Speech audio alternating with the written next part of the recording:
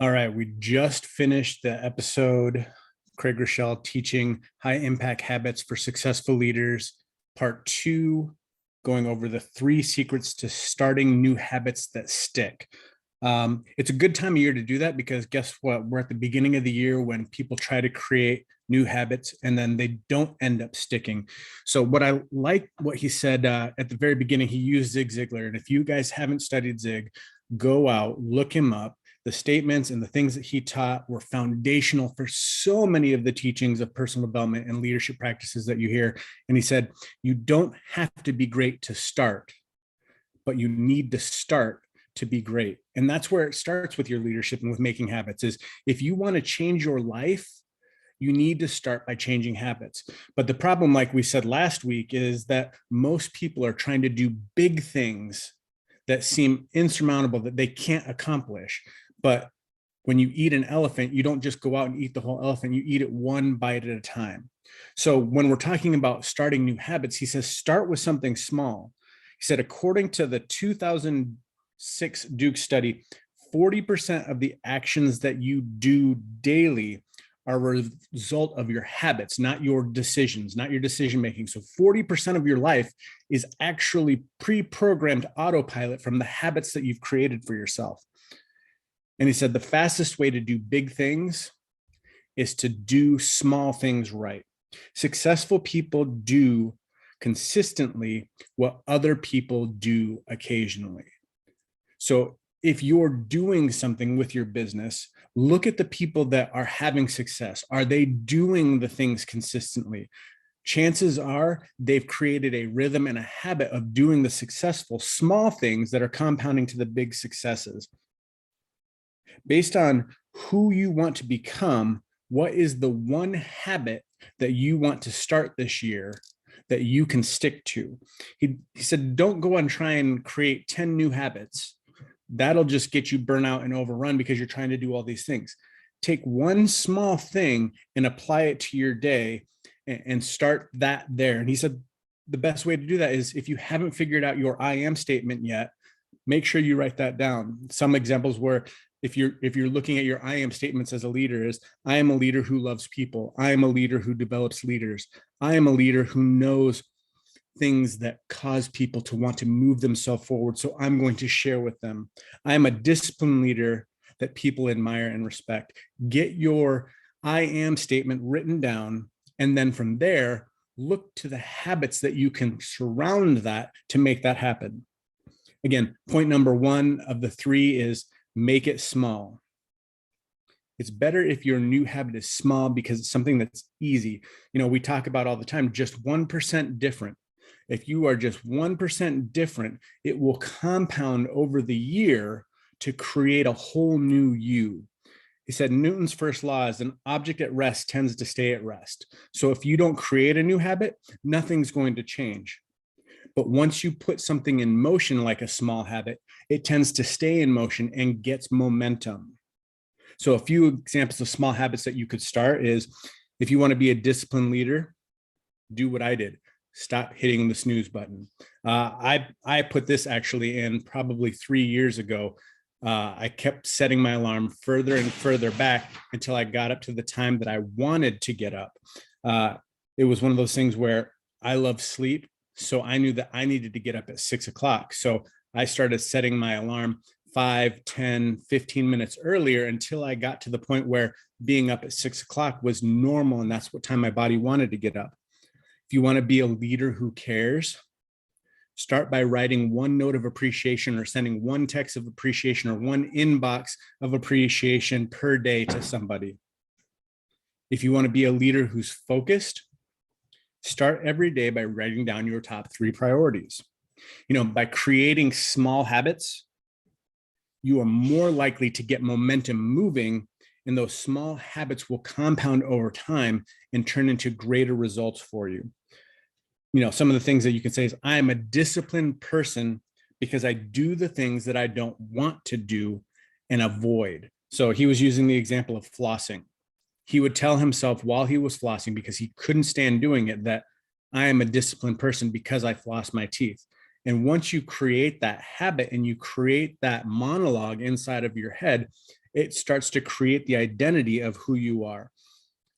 He said they're called Keystone Habits, small changes or habits people introduce into their routine that unintentionally carry over into other aspects of their lives. So while you may think that flossing your teeth sounds like a silly thing to base your discipline on, once that took root, being a disciplined person, all of a sudden it made the other things that he wanted to add being disciplined to his life.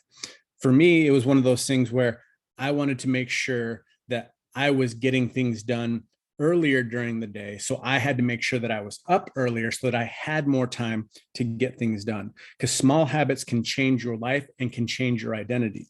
So when you go back to your I am statement is the foundation for the habits that you will take and turn into your new identity. Small, wise habits compound over time to dramatically change your life. So now that we've got it small, you have to make it obvious. So number 2 is make it obvious. If you want to change something, you have to make it blatantly obvious. If you want to change how you lead, you need to change what you see. So what you are physically seeing is going to be what's surrounding you and causing your world to be in that way. So for some people, if it's negative social media, you need to go and purposely seek out and like positive social media so that it changes the algorithm to think those are the things that you want to see, and it puts more of it into your timeline. If you have something that's constantly causing you a distraction, you need to remove it. If you want to change, you need to do the things that cause the change. So he was given an example of vitamins. I'm the same way. I have my pill box, I have it out, and it makes me know that I have to do that first thing in the morning. Make something as simple as a sticky note on your mirror so that when you wake up and you're brushing your teeth, you see it right there every morning. Making your desired action obvious is the difference between good intentions and great results. Because if you're not constantly looking at it or constantly aware of it or constantly having it right in front of you, you may put it to the back burner, and then all of a sudden it dwindles away to where it's no longer a part of what you're trying to accomplish. Make it harder to do what you don't want to do. Going back to social media, if you're constantly on social media and it's constantly causing you problems, he said, either hide the apps or remove them from your phone completely, and instead replace it with your podcast app. Go on and listen to leadership podcasts. Go on and listen to sermons that have been pre-recorded. Go and watch those things to fill yourself up with the things that you want. He said, create systems to make it easy to do what you want. Make it automatic. He said, we live so much of our life on autopilot. He said 40%, that study showed that our life is on autopilot. So without intentionality, what's automatic is rarely what is productive. We don't drift towards the things that help us move forward. We drift towards the couch and the things that are easy. So you have to create a system around what it is that's going to get you up, get you out, and get you something so that you can start doing things automatically towards the healthy portion of your life. He said, excellence is never an accident. Excellence is always the result of intentional and consistent habits. Being persistent and consistent is the key to changing anything in your life. And when you start changing those things, the things around you will start changing, and you will start having a greater and bigger impact on the people around you. So to make your one habit for this year automatic, decide when you're going to start it. It has to be something that's kind of set in stone. So you're going to start tomorrow. No, you're going to start today. He said, put it in practice with filling in the statement. After I blank do this, I will do my new leadership habit. So if you want to read your Bible more, the example that he gave was, after I make coffee, I will then read one Bible verse. When you are finished with a meeting, you're going to instantly go and write down one action step to take away from that meeting, so that the meeting wasn't just a meeting that took time, you're actually walking away with something that's actionable that can move you forward. You know, when you get off this Zoom, what is the one thing that you're going to go do? Write down your habit and then take the action step to create that. Remember, keep it small. Small, consistent habits determine who you want to become as a leader.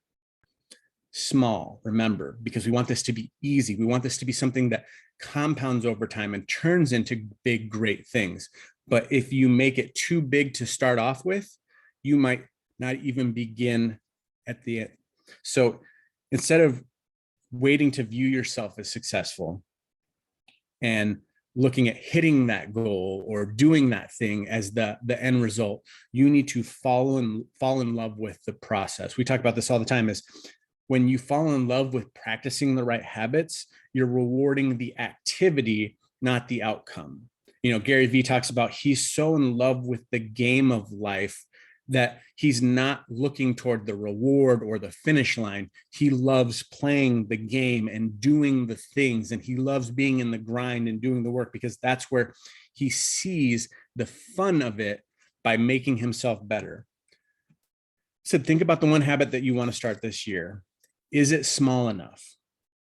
So going back to making it small, if you have this one habit and it's small, but is it small enough?